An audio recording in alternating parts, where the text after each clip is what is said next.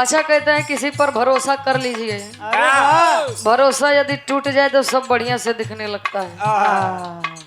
प्रेमी बतावे वाह का शीशा टूटे गुल मच जाए, शीशा टूटे गुल मच जाए, शीशा टूटे, गुल मच जाए। कहे दिल टूटे आवाज न आए, दिल टूटे आवाज न आए,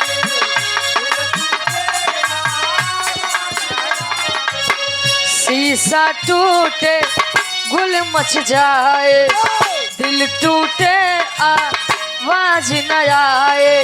कहे सांप डसे तो दोस्त बचाए, सांप डसे तो दोस्त बचाए, दोस्त डसे तो कौन बचाए, दोस्त जैसे तो कौन बचाए। दोस्त जैसे तो कौन बचाए। शीशा टूटे गुल मच जाए, दिल टूटे आवाज न आए, अरे वाह सांप डसे तो दोस्त बचाए, वाह जब दोस्त लेकिन जब दोस्त ही डसे तो कौन बचाए, वाह ओकर बाबू बचे। कहे सांप डसे तो दोस्त बचाए, दोस्त डसे तो कौन बचाए, अपने से तो गैर ही अच्छे, अपने से तो गैर ही अच्छे, घर का भेदी लंका ढाए, अपना घर का भेद लंका ढाए, घर का भेद लंका ढाए। बस हो।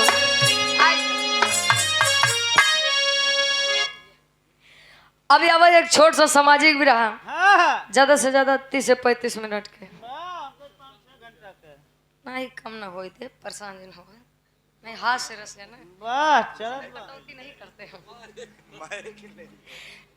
हमरे विराह के शीर्षक बा तीन छींक, का छींक सबके आवत, वाह भाई देख पता एक्सीलेटर वही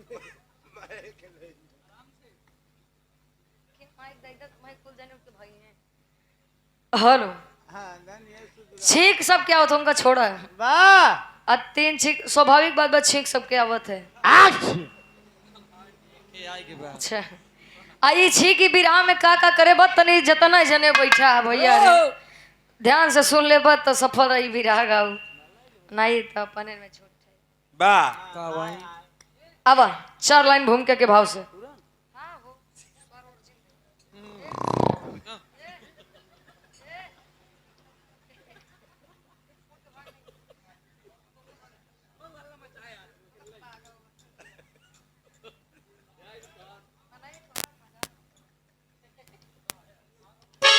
अब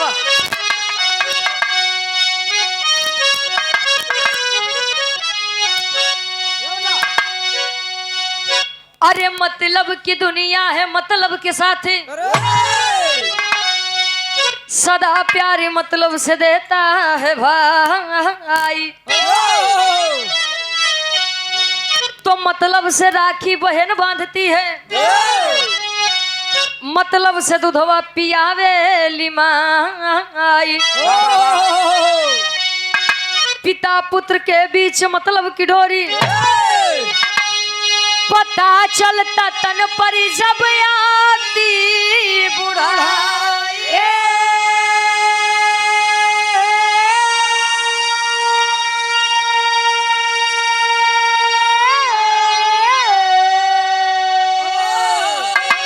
तो लेते विरासत वरासत में सारी तरुचि गया बची हो मतलब से भाई।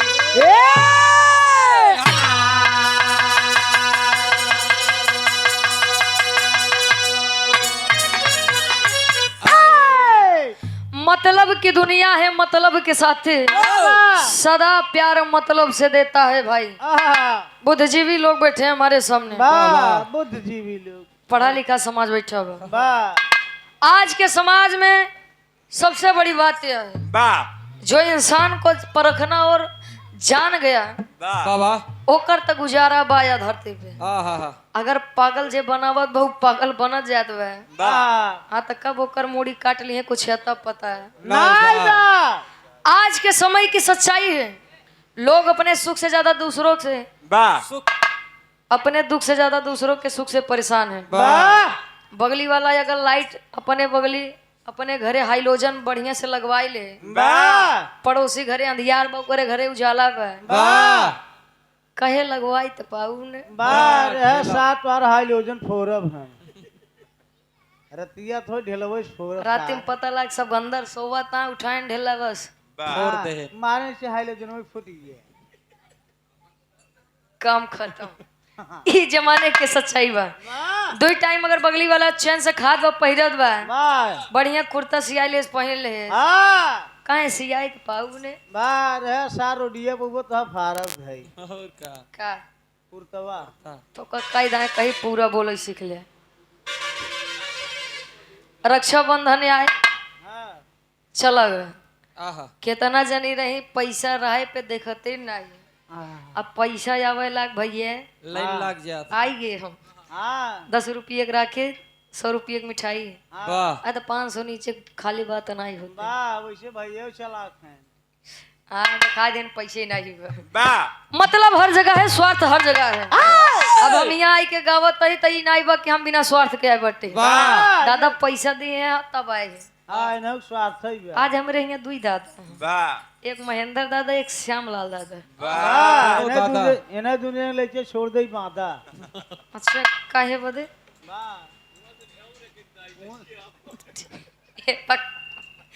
बिरहा में बहुत सुंदर कवि जी गजल के भाव देते हैं। कैसे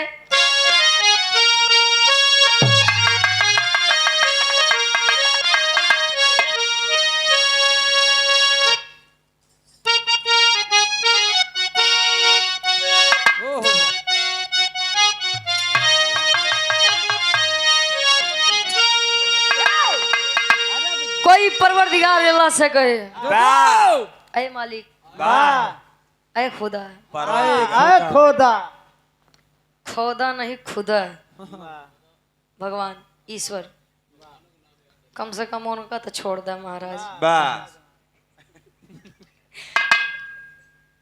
कहे हमरा ही कहे का बाबा। अरे मेरे जिंदगी के मालिक, मेरे दिल पे हाथ रख दे, मेरे जिंदगी के मालिक, मेरे दिल पे हाथ रख दे। तेरे आने की खुशी में, तेरे आने की खुशी में मेरा दम निकल न जाए, तेरे आने की खुशी में मेरा दम निकल न जाए, तेरे आने की खुशी में मेरा दम निकल जा। न जाए। मेरा जिंदगी के मालिक, मेरे दिल पे हाथ रख दो, मेरा जिंदगी के मालिक, मेरे दिल पे हाथ रख दो। तेरे आने की खुशी में, तेरे आने की खुशी में मेरा दम निकल न जाए, तेरे आने की खुशी में मेरा दम निकल न जाए, तेरे आने की खुशी में मेरा दम निकल न जाए। एक लाइन माता और पिता के बारे में। माता और पिता न होते तो शायद हम और आप न होते। माँ की कीमत वही समझ सकता है जिसके पास माँ नहीं है। अमृत के धार केहू केतनो पियाई, एगो माई बिना अरे वाह, कैसे करेजवा जुड़ाई है भाई। एगो माई बिना माई के कीमत वही समझ सकत है जेकरे माई नहीं बा, आ जेकरे माई बा ओकर लोग कीमत नहीं करत है। के माई परेशान बा। नौके माइन तो दुनिया परेशान में का करबा। लेकिन एक लाइन माता और पिता के लिए। माता पिता न होते घर, माता पिता न होते घर, हम भी जन्म न पाते। माता पिता न होते घर, हम भी जन्म न पाते। माता पिता न होते घर, हम भी जन्म न पाते। माता पिता न होते घर, हम भी जन्म न पाते।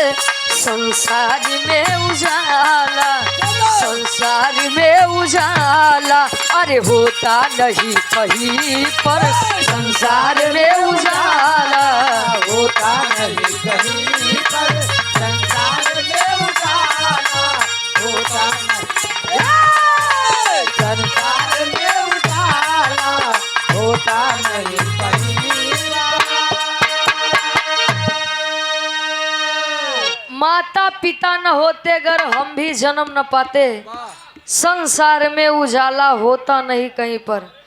कहीं कहीं माता और पिता के कारण बच्चों को जाना जाता है कि फलाने के लड़किया बा, तो कतो कतो माई बाबू के पहचान लड़किया से होते हैं। लड़किया वहीं एसडीएम बन जाए, पुलिस में भर्ती हो जाए, कहीं देखा लड़कवा के माई बाबू जाते हैं।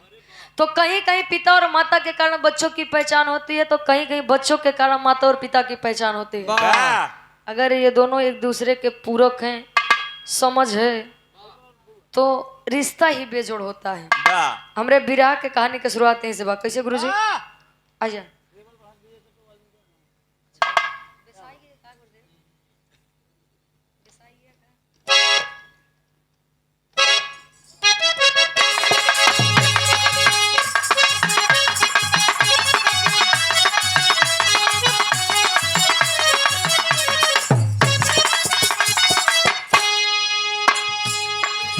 कहानी के ध्यान दिया, कहानी हमारे एकदम सामाजिक विराह बा।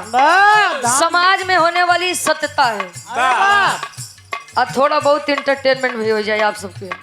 कहे एक था गांव जहां एक वृद्ध रहता था, एक था गांव जहां एक वृद्ध रहता था। चादर जाएगा साथ यही बस खाया करता था।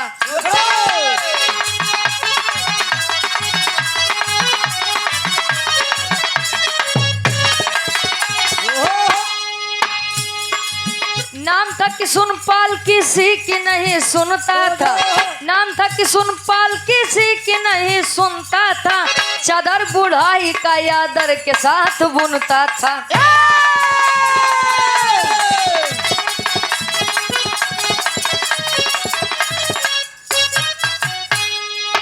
दो बेटे जिसको आई दो थी बहुरिया थी, दो बेटे जिसको आई दो थी बहुरिया थी। थोड़ा हराम किस्म लहुरी बहुरिया थी।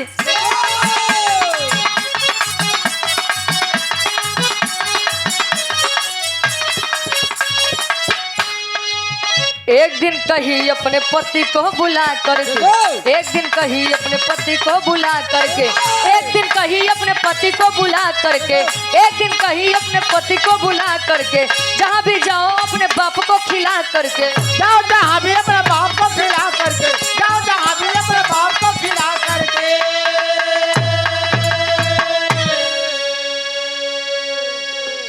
और धर्म की हमारी पूजनीय नानी जी, धर्म की पूजनीय हमारी नानी जी। नानी। हाँ हो, धर्म से बढ़कर कोई रिश्ता नहीं होता है। धर्म के रिश्ते कभी कभी वहाँ काम आ जाते हैं जहाँ हमारे अपने अपने खून के रिश्ते काम नहीं आते। क्या बात। जाना था? नहीं जानता था, जानता। दिमाग पर ढेर चलत है। 100 रुपए का महान आशीर्वाद। नानी के गोड़ छू के पहली बार आशीर्वाद के चारे के बच्चे अपनी कला में कामयाब रहे। कहानी के समझला, एक छोट सा गांव, छोट सा परिवार, परिवार के मुखिया किशुन पाल।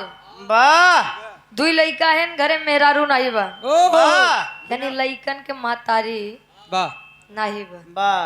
लड़का ऐसे ही रहे। हाँ, मतलब दुनिया छोड़ के चली गई थी। धीरे धीरे समय बीता किशुनपाल अपने दोनों बच्चों की शादी किए। वाह अच्छा बड़की तो ठीक रहे लेकिन जो छोटकी पतो हो रहे वाह कुछ मटवा डठवा रही। थोड़ा हरामी रहे। वाह हरामी के मतलब बड़ी दुष्ट रहे। वाह कहा थे जहाँ 4 बर्तन बा काका हुआ खट खुट लगे रहा थे। अरे वाह आय? अब यार पतोहिया एक दिन सेवा करे 2 दिन अच्छा 2-4 महीना बीत गया। वाह 2-4 महीने बीत गए। हाँ बोला ये सपने दुल्हावा का कहीं यहीं आओ। ए अच्छा पहले के समय में पति परमेश्वर था। वाह पति एक बार जवन काम कह दे तो मेहरारू के हिम्मत ना रही काम कह ले। अरे वाह आज के मेहरारू एक बार आंखें दिखाई दे बस। वाह मन से कुर्सी पर से उठा के बैठ गया था। अच्छा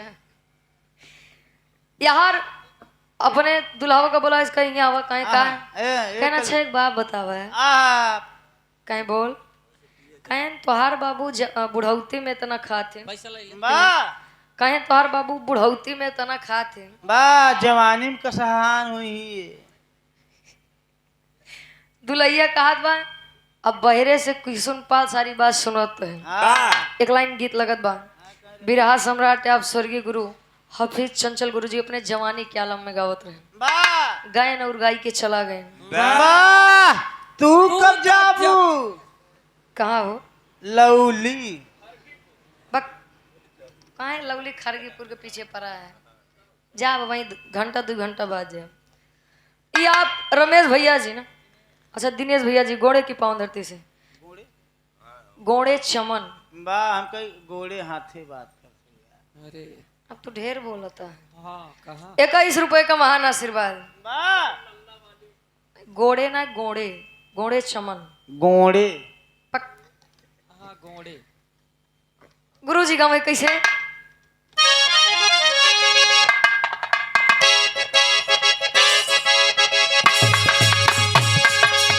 वाह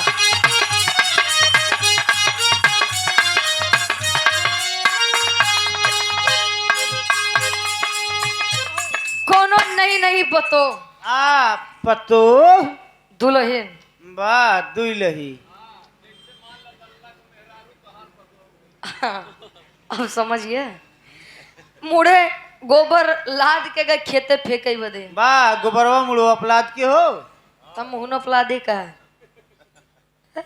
गोबरवा लाद ले रही। अरे महाराज खांची होए झुआ होए पलरी होए कुछ होए वाह तसला होए कुछ होए। ऐसे फरियावा हाँ अब कपारे रख के गए खेते में गोबर फेंक दे तो बगले वही गन्ना के खेत रहा। वाह गन्ना ऊख हमरे ही नहीं समझ में आत बा हम इनका से एक समझावे है एक टोका। वाह विदेशी है ने। अच्छा ये भैया हाँ बताओ बाबे जिक्र कर परेशान न हो। एक गन्ना के पेड़ उखाड़े अच्छा लई आवत बात तब ले 2-4 गदेला मिल गए कहीं ए चाची ये चाची ए चाची तनिक हमऊ दे दे हमऊ लोग छुहिली। हाँ ए चाची कहीं जाते ना वही खेत बजाई के तोड़ लिया। जो खेतवा ना देखे का रिया गौतम घोड़े चमन से 21 रुपए का महान आशीर्वाद। पढ़ लिख के अपने जिला जवार के नाम रोशन करा अपने माई बाबू के नाम रोशन करा वाह प्रतापगढ़ के नाम रोशन करा। वाह कहते न 100 पढ़ा एक प्रतापगढ़ है। वाह ओकरे ऊपर प्रयागराज चढ़ा दिखाता ही है। हाँ, प्रतापगढ़ वाले से तनी बच के हाँ क्या कहता है ऊपर अब सफाई देते। हाँ अब वही सही बोला है। हाँ भैया उनसे मिल रहा ठीक भाई प्रतापगढ़ वाले से तनी सोच के पंगा ली है। 2 जने ही मिल रहा है यार कोड़ौर मिलबे नहीं कोड़ौर में नहीं ही मिले तू लोग एकरे लायक है आधान धुन धोखे मिले तो कैसे यहाँ है ये का बा ए भैया बताओ तो हमारे प्रतापगढ़ में का बा परेशान न हो है। वाह अब यार 2-4 देवर आई हैं कहीं ए भौजी ए भौजी ही अब उन्होंने आए कहीं अब भौजी तनिक हमऊ दे दे हमऊ चुहली। हाँ कहीं तोहार लोग के दिमाग खराब का है। हाँ एक क्यों तोड़ के लाई क्या ही केका हम दी हमरे तो समझ ही नहीं आवत बा। ही फाने है तू ही करता तो ही सीटी मारत बाप जिन बोले ए भैया देखा कौन सीटी याद बा बस हेलो सीटी बड़ी खराब होत भाई।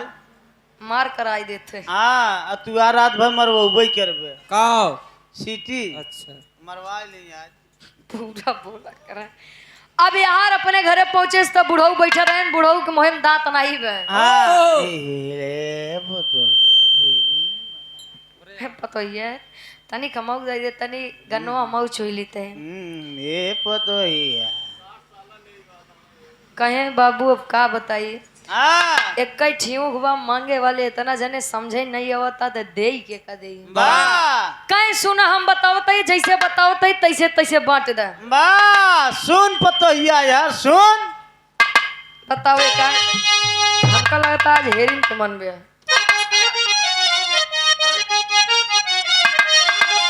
कहे अरे ऊपर के तोड़ के लाड़ी गावन के दई दा ऊपर से तोड़ के लाली गावन के दईदा ऊपर से तोड़ के लाली गावन के दईदा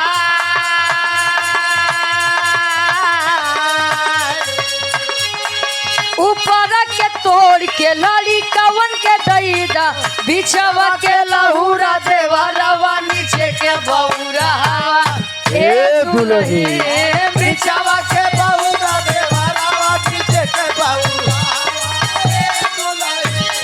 बिछावा के लहूरा देवरावा नीचे के बहुरा ये दुल्हा नीचे के बहुरा हवा ये दुल्हे नीचे के बहुरा हवा ये दुल्हे अरे बिछवा के लहूरा देवा रवा नीचे के बौरा हवा ए दुल्ही बिछवा के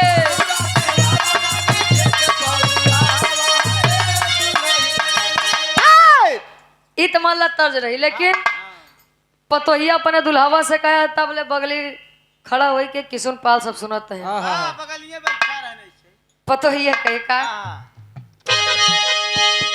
अरे मारी कब बूढ़ावा हो छोड़ी कब दुआरवा मारी का बुढ़ावा हो छोड़ी का दुआरवा मारी का बुढ़ावा हो छोड़ी का दुआरवा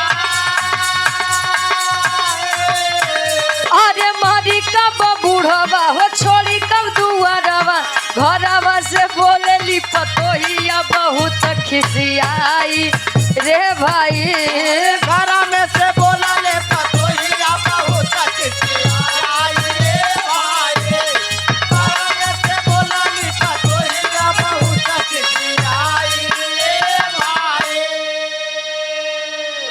कहीं अच्छा एक बात बतावा तोरे बाबू मारे यहाँ एकदम नरक करे हैं हाँ कहीं का भरे हाँ इनके दांते में कम हो ना तो वो थरिये भर खाते हैं। का नहीं बे का नहीं बे का कहे है अच्छा दांते में मुंह नहीं बे वाह क्या बात है सबके मुहिम दांत नहीं होते इनके दांते मुंह नहीं बे वाह इनके दांत में छेद भा हो कहीं ई कम मरी हमरे तो कुछ समझ ही नहीं आवत बा वाह पतोहिया ये काला पतोहिया वो काला हाँ। दिन भर टी टी टी टी करत रहते पतोहिया चाय गरमाई थी शादी भाई कहे मतलब कहे सुनो बतावत है तोरे बाबू के रहन सहन सुबेरे से लेके संझा तक हाँ मारे यहाँ एकदम नरक करे हैं कहे का अरे नखरा दही जरा के या बना सहाला नकारा दही जरा के या बना सहाला नकारा दही जरा के या बना सहाला भर भर थरिया भूढ़इयो में खाला भरी भरी थरिया बुढ़ैया में खाला भरी भरी थरिया बुढ़ैया में खाला अरे डाली में घी डरवावे बहुत खिसियाई रे भाई दाल में घीवा डलवाए बहुत खिसियाई रे भाई दाल में घीवा डलवाई बहुत खिसियाई रे भाई।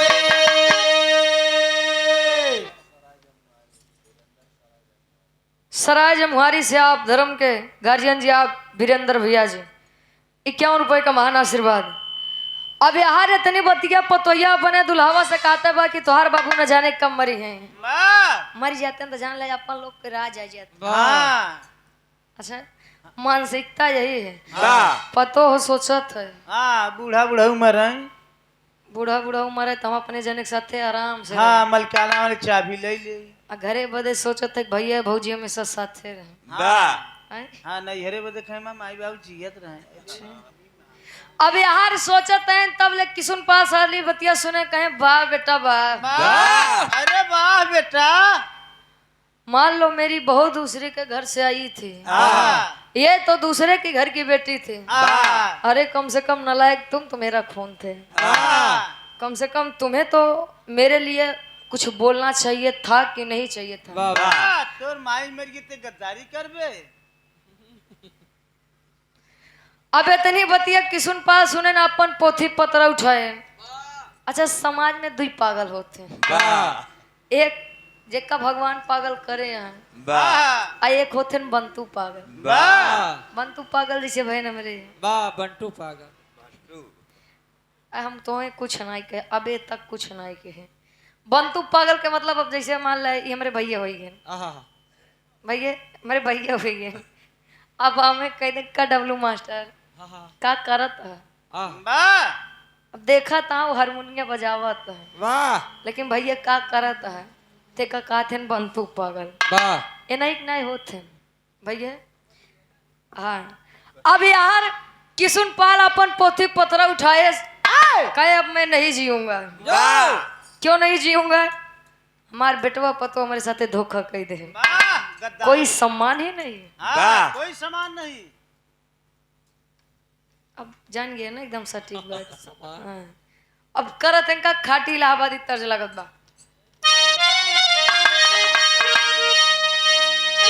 आए हाय दादा राम आधार यादव जी गवे का गाँव है। अरे झकोर मार झुलनी ए बाबू झकोर मार झुलनी कहीं साड़ी लहराए हो झकोर हमार झुलनी साड़ी लहराए हो झको। विराट सम्राट आप स्वर्गीय गुरु हैदर अली गुरु जी गावत रहे। अरे घुसुरी गवा बरधा घुसुरी गवा ग सार बरधा ग सार बरधा ग दुन्नो गन। अरे घुसुरी गवा बरधा कहीं सरी आई मझारी घुसुरी गवा बरधा सरी आई मझारी। अरे गजब क्यों बहिनी कहे दुश्मन मिले सवेरे मगर मतलबी यार न मिले। रड़ुआ रहाय जन्म भर मगर नार न मिले। नहीं तू अपन ज्ञान जी नहीं बतावा कर जिंदगी भके रही ला, लेकिन अगर मेहरारू खराब निकल जाए तो जान ला जिंदगी नरकई भी है भैया। पहले के समय क्या औरतन पतिव्रता रही, आजो वहाँ क्यों क्यों कहे अरे गजब क्यों बहिनी, अरे गजब क्यों बहिनी छीन्यू ना भतार हो गजब क्यों बहिनी ना भाता। अरे घुमा के गोरी मरलू। विराट सम्राट स्वर्गीय दादा श्री राम कैलाश यादव जी एक बात कहते हैं कहे तेरी मेरी आंख लड़ी लोगों ने बदनाम किया है, कहे दुनिया के बक्का ही दिया। अब हम तू अपन काम किया। केहू केहू कहे ला उमरिया के दोष बा, कही के गए सूरदास सब नजरिए के दोष बा। बर्बादी के खतरा यही है। अरे घुमा के गोरी मरलू नया नवई से बहन हो घुमा के गोरी मरलू नया नवई के बहन हो घुमा। लेकिन मेहरारू जब गर्भवती होते जानत है गर्भवती जब बच्चा पेट में आता है माँ के गर्भ में आता है तब माँ के शरीर के अंदर परिवर्तन होते हैं। वही का देख के गुरुजी गवाई अरे बदन पियर आएगा ए बाबू बदन पियर आएगा पियर बा यार।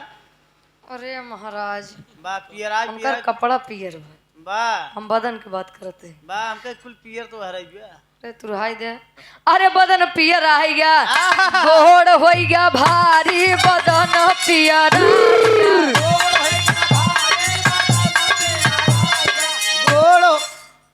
जिन गावत आवा लेकिन किसुन पाल करत है अरे पतोही के बतिया ए बाबू पतोही के बतिया बोली ये सलागी पतोहिया के बतिया बोलिया चला गई पतोहिया के बोलिया बोलिया चला गई पतोहिया बोलिया चला गई हो बोलिया चला गई रा पतोहिया के बोलिया बोली ये सलागी पतोहिया के बतिया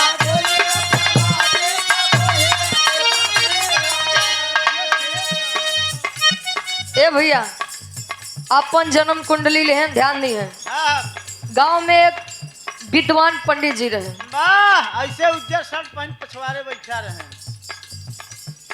तो का देखा ना आखिस का है वाह अरे ऊपरे की बापा ही मालूम है अच्छा ए भैया हाँ गांव में एक जने विद्वान पंडित जी रहे तो पहुंचन अच्छा जब पहुंचन तो पंडित जी देखें कहेंगे बेटा किसुन पाल आए बेटा सब कुशल मंगल है ना वाह कहें बाबा अगर कुशल मंगल हो तो हम तोरे लगे का करे आई वाह कहें क्या हुआ कहें मैं अपनी बहू और बेटे से बड़ा परेशान हूँ कहें तब कहें बाबा तनी हमार कुंडलिया देख के बताई देता हम मरब कर वाह कम मरबू आपन नाई कहते हाँ किसुन पाल पंडित से कहें आए हाय कहें बाबा तनी देख के बता दा कि हम मरब कब सल्फास खाल बच्ची तुरंत चली जाबे पंडित बनता का पंडिताना करबो का है इसका इलाज करना पड़ेगा पार के आए नहीं यहाँ गया से ए भैया आ तो जानता पेंडा तार पारू दे भाई अब यार इतनी बतिया जब पंडित जी सुने कहे हैं दिमाग खराब हो गया है पूरा माइंड हाफ हो गया है अब माइंड हाफ का यार अरे वो हाफ माइंड कहते हैं महाराज माइंड हाफ नहीं कहते हैं अब यार किसुन पाल के बाद सुन के पंडित जी सोचते हैं अरे यार ये पागल हो गया है क्या है कोई बता ही नहीं सकता कि कोई जन्म कब लेगा कोई को मृत्यु कब मिलेगी इसका दिमाग खराब हो गया लगता है कहीं बेटा मैं नहीं बता सकता कहीं नहीं आप बता सकते हो कहीं नहीं बता सकता है क्यों नहीं बता सकते आप तो विद्वान है ज्ञानी पंडित हैं अरे बता दीजिए ले 501 रखे अब जब इतनी बतिया परेशान करके किसुन पाल रख दें कहीं आप इशार मानी ने वाह आप क्या करे इशार मानी कहीं अच्छा जाना ही चाहता तू मरबा कर लाला इधर दे पोती पतरा इधर ले आ जब देखे कहन रे बाप रे बच्चा है आए बेटा बेटा है बोलो कहे अरे ओहो ओहो तुम्हारी ऐसी मृत्यु है ऐसी मृत्यु किसी की है ही नहीं गजब तेरी मौत है कहे का कहे सुनो बताओ तो टेरी के भाव में कवि जी बताते हैं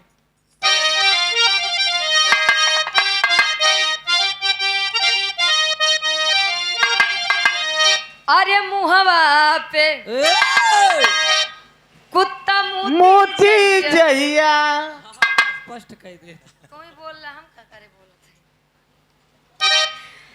अरे मुहवा पे कुत्ता मोती जहिया आई 3 छीक वही दिन वे श्वासा छूटी अरे हो छूटी अरे हो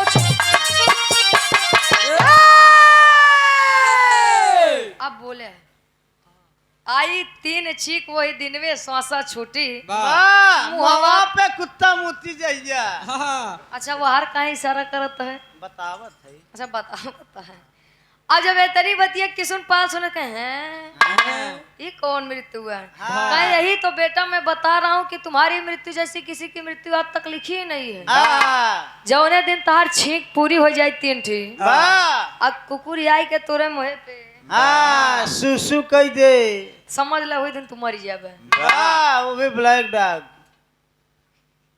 अच्छा करीबे डाक ब्लैक डॉग अब यार किसुन पाल बढ़िया अपन काला टाइट कहीं आवा आ तोरी माई के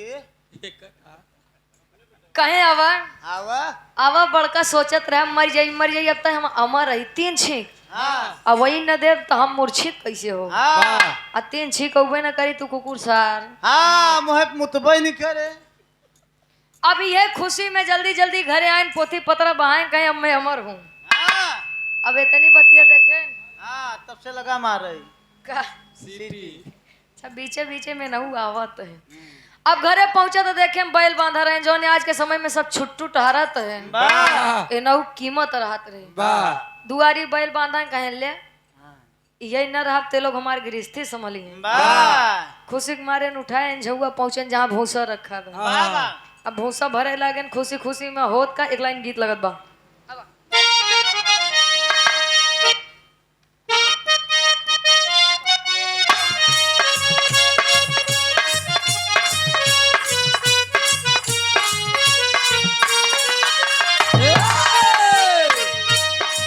प्रेम करना कोई गलत बात नहीं है वाह लेकिन प्रेम पाक और पवित्र होना चाहिए वाह तब नहीं तो आज के समय में 2-4-10 जनी से बतियाते हैं तोने पे आई एम सिंगल वाह मैं अकेला हूँ हाँ तोर क्रिया हम अकेले यही वाह तोहार मत खाई का थे काका अगर कसम से मनई मरत होते न हाँ तो रोज 100-150 मनई तो बस तोहार कसम हमारे लगे क्यों नहीं है वाह ऐसे नहीं चला जाते वाह तोरे माइक मच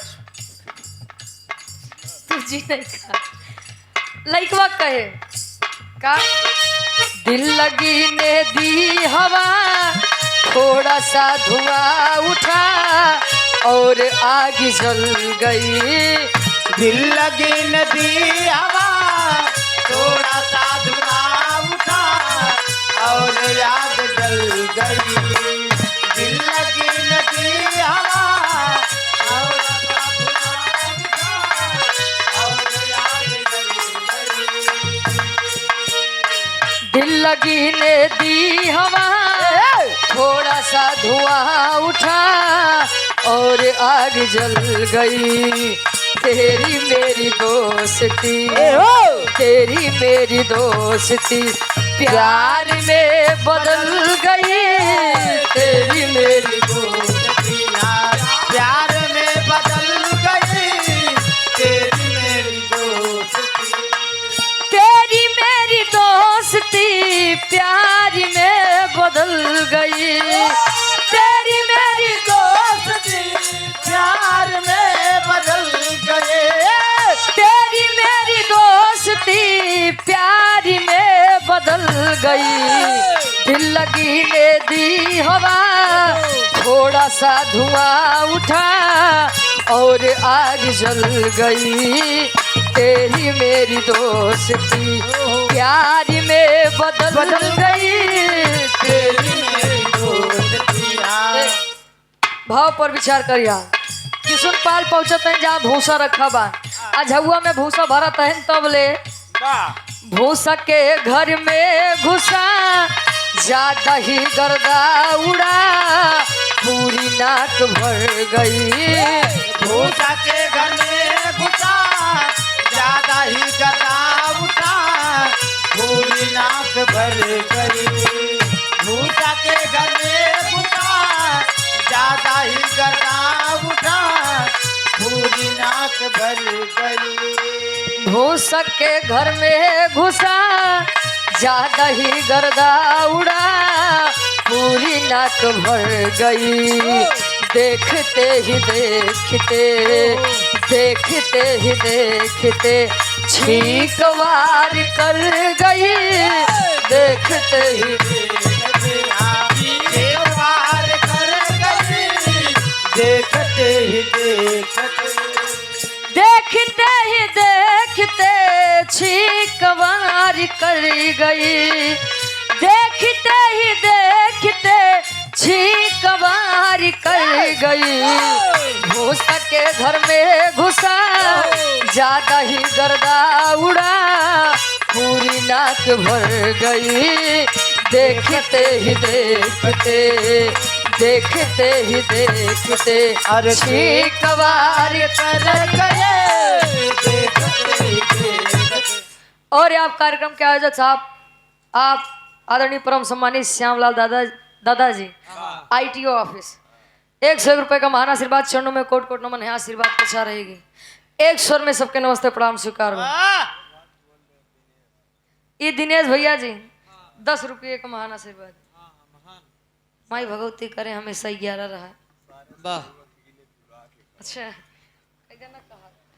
अब यार किसुन पाल गए जल्दी भूसा भरत है तो अच्छा भूसा अगर लोग भरत हैं तो पहले मुंह ढकी हैं वाह कपार ढकी करे बाद तो जाई के तो भूसा घरे में घुसत अब यार खुशी के मारे कुल भूल गए कि भूसा भरे था जैसे भूसा भरत है भूसा के जौन कुनाई होते हैं वाह कुनाई ये हमारे प्रतापगढ़ है लोग समझेंगे तू जिन समझे ये बार एकदम ठेठ हो गई। हाँ आ जब ओकर गर्दा नाकी के अंदर गत एकदम जब भर गया तब बोले एक छीक एक छीक जब आए तब ले झुआ पटक के खड़ा रे बाप वाह रे यार गलती से मिस्टेक हो गया। हाँ एक आ गई आ गया ठीक अब यार जब देखा था कहन रे यार ये तो खुशी खुशी में गड़बड़ हो गया साला। आहा अच्छा भरे कहीं ले अबे दू छीक बच गए बना अबे दू वाह। छीक बची बे। हाँ एक थाम ले दुन्ना वहाँ हाँ एक थाम के रखा बा।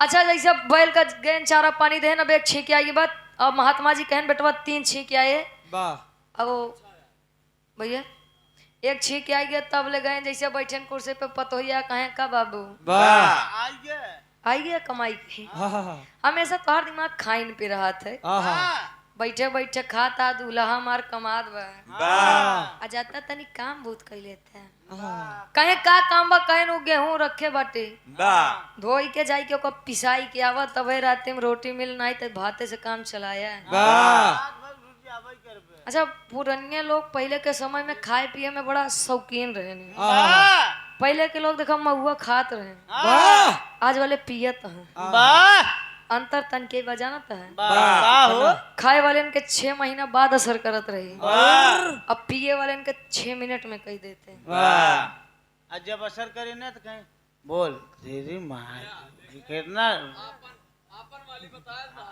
नहीं वो एक्टिंग बतावत है अरे वो साधु संत आदमी मिस्टेक नहीं करते हैं।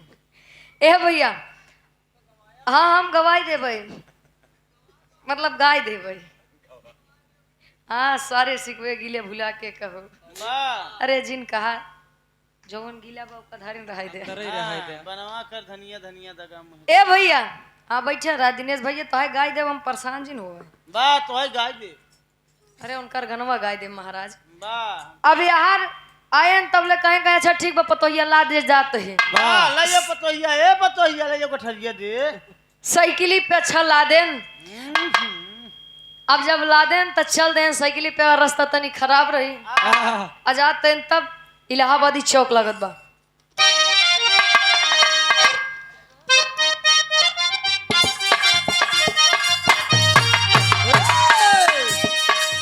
राहल कोस भरे पे चक्की रास्ता चले के कच्ची पक्की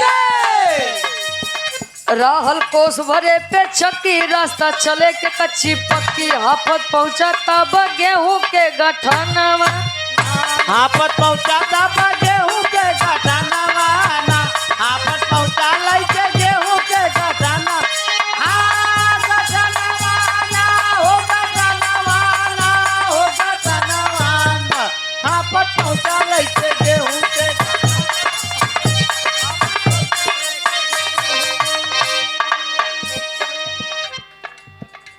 अच्छा हमारा पूर्वांचल क्या प्रोपराइटर साहब धर्म क्या बड़े भैया संतोष भैया जी जौनपुर से चलकर आए हुए हैं आपके द्वारा 100 रुपए का महान आशीर्वाद कहे जल्दी पीस दा हमरो दाना नाही करिहा कोनो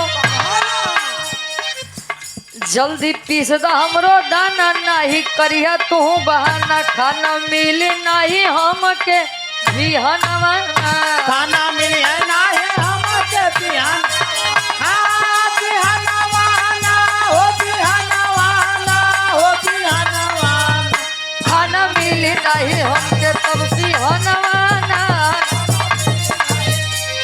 बस अब यार जाते हैं साइकिल लेके तबले रास्ता खराब रही कच्ची पक्की रोड रही बस है कच्ची पक्की रोड रही बिहार से बाहर जाए और गर्दा जब नाके में गए तो दूसर की छींक हुई रास्ते में वाह काका जकरे छींक आवत बाबू कितना देर रोकी वाह मारे दे आइए काल नियर आता हुआ बहुत ये चीज बाकी बा। अब बची तीसरी छे हाँ, पहुंचन पिसावे बदे तो एक लड़का रहे नहीं भैया हरिन के जैसे हाँ, अब वो गेहूं पीसत बा कहीं बेटवा यहाँ आओ यहाँ हाँ, कहीं का दादा कहीं बड़ा दूरिया से आए हैं पतो हमारे बा नरक करे वे पतोहिया ऐसे रह भाई कहीं तब कहीं बेटवा एक काम करा हमारा गेहूं पीस देता है वाह। न पीसबा तो आज संझा के रोटी ना मिले। न मिले अच्छा कहीं ठीक बा बाबा बैठा पीस देते हैं हाँ, अब बुढ़ऊ भरोसा ना बा कहीं नहीं बेटवा तू हमारे सामने पीसता वाह। अब जैसे वो निकाल के डाले सब ओकर गेहूं पिसात बा वाह, अब आटा के जौन गर्दा होते वाह, जब ओकरे नाकी में गए त तिसरकी छी के अब एक काथन बनतू पागल तो का नहीं कहते अब यार तीसरी छींक जब आया अब सोच लीजिए वो एकदम स्वस्थ है किशुन पाल एकदम स्वस्थ है तंदुरुस्त है हंस बोल रहा है लेकिन 3 छींक सोचत बारे बाप रे 3 छींक आई है हाँ, इतने पे जहाँ हुई गेहूं पीसत बाबू बस पटिया सीधा सीधा इसे लेट गया हाँ, अब लइकवा देखेला कहीं कस बाबा हाँ, ए बाबा कस जमीनियम लेटा है हाँ, तो कहीं तो जगह नहीं भी हाँ, कहे आ गए। तुम एक मुर्दे से बात कर रहे हो हाँ, पागल हो क्या तुम? कहीं मुर्दे कहीं बेटा मैं मर गया हूँ कहीं हैं कहीं बेटा मैं मर गया हूँ तुम समझ नहीं पा रहे हो अरे वाह, अच्छा चूतिये बना होते हैं पागल लगती तो कहा हाँ, तेरी अरे महाराज उठे बैठे के बाद जाए बहर में बैठता कहे नहीं हाँ, कहे अरे बच्चा तुम्हें नहीं पता मैं मर गया हूँ कहे काहे हाँ, कहे सुना बताओ तही हाँ, किसुन पाल बताओ तन पापड़ के भाव में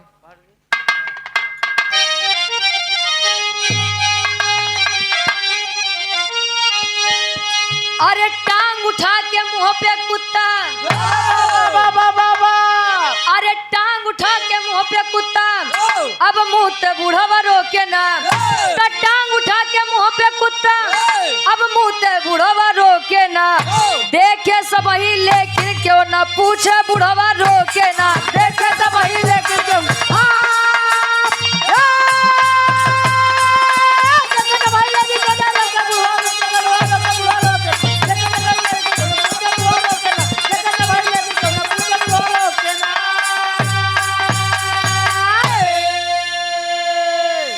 अरे मुंह मात के खाली हुए जब गेहूं गए हो पास हो तो मुंह से बोरी लगे फाड़ने दादा हुए निराश हो अरे मैं तो मरा हूँ कोई इनके अब रोके बुढ़वा रोके ना मैं तो मरा हूँ कोई इनके अब रोके बुढ़वा रोके ना तो देखे सब ही लेकिन क्यों ना अब पूछ बुढ़वा रोके ना बुढ़ऊ दादा लेटा है तब ले कुकुर आए करिए करिए हाँ, ब्लैक डॉग, तोहर अंग्रेजी अब जब कुत्ता आए तो आई के अपन कार्यक्रम चालू कर दे बा उठा दे टांग। अब किशुन पाल के मुँह पे जब अब कुत्ता अपन कार्यक्रम कहिए सब हुआ जात बा कहे अबे यार ये पागल हो गया है क्या मतलब कुकुर एकरे मुँह का करे हाँ, मुंह दे तब ना उठता है देखा से। कहे तब ना उठत भाई का होगी भाई का हाँ, अच्छा बात अब इतनी इंटरेस्टिंग बात अगर कतो होई तो धीरे धीरे फैलब चालू हुई अब धीरे धीरे फैलत फैलत फैलत पूरे बाजार में जब ये बात होगी तो वाह, शिकारी कानूपुर तक पहुंच गई बात। इकट्ठा बहन हाँ, और जब इकट्ठा बहन तो सब सोचते हैं ना आखिर ये दादा कर क्या रहे हैं वाह, ये बुढ़वा करत का भाई वाह, ये बुढ़वा चढ़ा सही है का। अब यार सब पूछते हैं एकदम परेशान वाह, कहें बेटा मैं मर गया हूँ कफन लाने के लिए मेरे घर पर किसी को बता दिया जाए वाह, खबर दे दीपू के। कि आपके पिता यानी किशुन पाल अब नहीं रहे वाह, आई ससुर माने न वाह, कहे अच्छा तुम मर गया कहे हम मर गया हूँ कहे पक्की बात कहे पक्की बात कहे हम कैसे मान ले कहे बेटा अभी तुम बच्चे हो अबे तजुर्बा तो हर कम है वाह, अबे तू लड़किया है अपन काम करा हम मर गई तू हमारा काम पहुंचावा वहां के लोग सवाल करते हैं किशुन पाल से सवाल किए का आल्हा के भाव में कवि जी प्रमाण देते हैं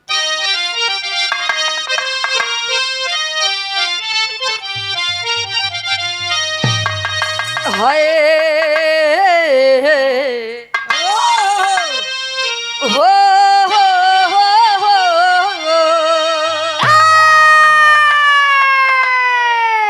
अरे मरे वाला लोग अब तक कहबो नहीं बोलले बाबू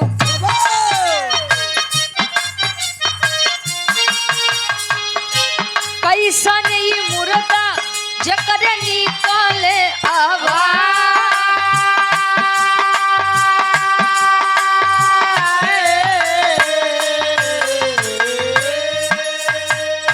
बुढ़ऊ बतावे हमर ऐसे मऊतिया लिखल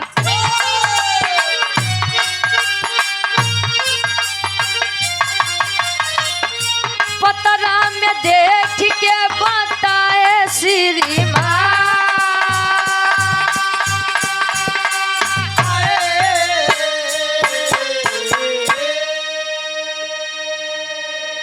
क्या मैं कैसे मान लूं कि आप मर गए हैं? मरने वाले आज तक कभी कोई बोला ही नहीं है और आप बातें कर रहे हैं, मैं कैसे मान लूं? कहें बेटा जो अपने गांव में पंडित है उन्होंने बताया था कि 3 छींक और एक कुत्ते की कहानी है, मेरे साथ हुई तो समझ लो मैं मर जाऊंगा। अब धीरे धीरे इतनी बतिया हो तो लड़कियां तो रहा भय हैं, अब दिमाग खराब है, कहीं अच्छा रूप बतावत है गए अंदर से एक बड़ा के डंडा लेके कहीं बताओ मरा है कि जिया है? कहीं बेटा मैं मर गया हूँ, कहीं मरा है कि जिया है, कहीं मर गया हूँ। बड़ा ढीठ बुढ़वा बबे, कहीं मर गए हो कि जी गए हो? मैं मर गया हूँ, मर गया हूँ, मर गया हूँ। अब उठाए से तने में गुस्सा, उठाए डंडा दिए पीछे जब 2-3 डंडा है तने में किसुन पाल उठ के बैठ गए। कहीं बा बेटा बा,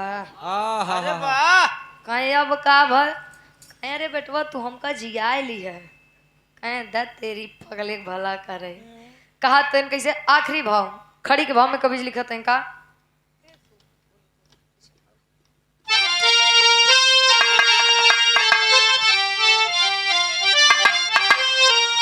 अरे पिछवाड़े पे जोर से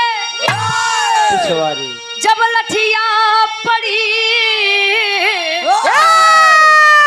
अरे पिछवाड़े पे जोर से जब लठिया पड़ी बुढ़ाऊ भागी खड़ा भइले सबके अखिया गड़ी।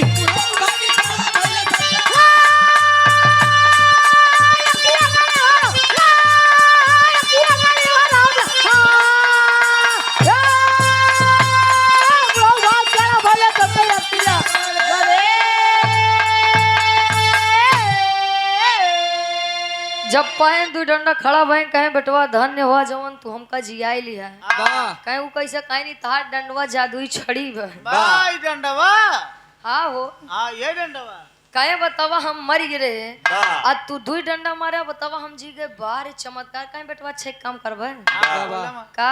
कहे बेटवा जब जब हमारा भी डंडा लेके आए 2 डंडा हमका मार दिया पछवाड़े जमाए हम जी जाओ। अब कहानी अगर समझेंगे तो कहानी का निष्कर्ष यह है कि समाज हमारा ऐसे गर्त में डूबा जा रहा है, ऐसे पाखंडों में डूबा हुआ जा रहा है कि अगर इसे उबरना है निकलना है तो 3 से 4 पीढ़ियां तो ऐसे चली जाएंगी। पापी जियरा मानत ना है गोबरे गणेश के लपेटते ही हैं बिना साइत देखे पतरा देखे कतौ जात नहीं बा।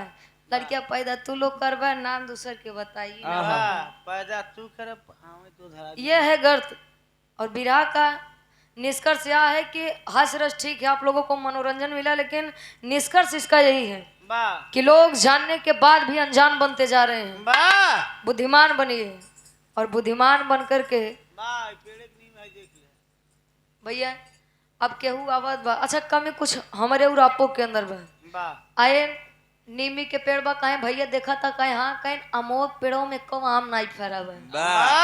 अब कुल नीमी पेड़ देखा बाप सोचते हैं कहो अमोक पेड़ बा कहाँ बा कौने बारे में बात करता कहीं कौन आमे पेड़ कहे अरे जौन यार या खड़ा बा जो खड़ा बा कहे है या में पेड़ है कहे ना कहीं आमे पेड़ है कहे अच्छा तू कहा थोबे तो मान लेते हैं अरे तोरे यहाँ की तू देखा था नीमी पेड़ बा तो का समझे के चाहिए ना कि हमको झूठ और गलत रास्ता बता रहा है।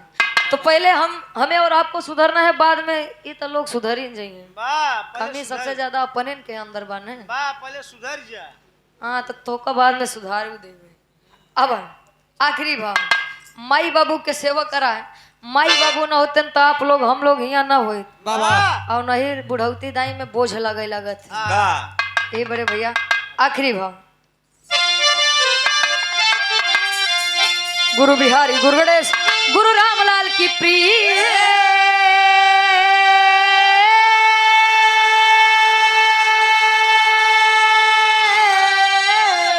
तो स्वर्ग से चल क्या कभी अब लिख के बिरले गीत हो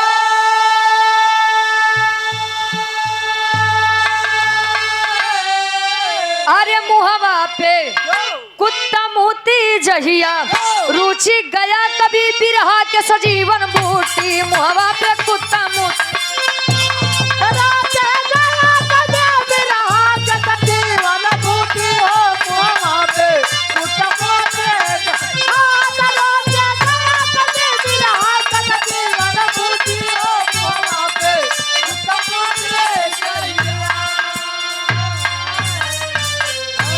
एक लाइन ऑन कर लैला हो सारे सिकवे गिले भुला के अब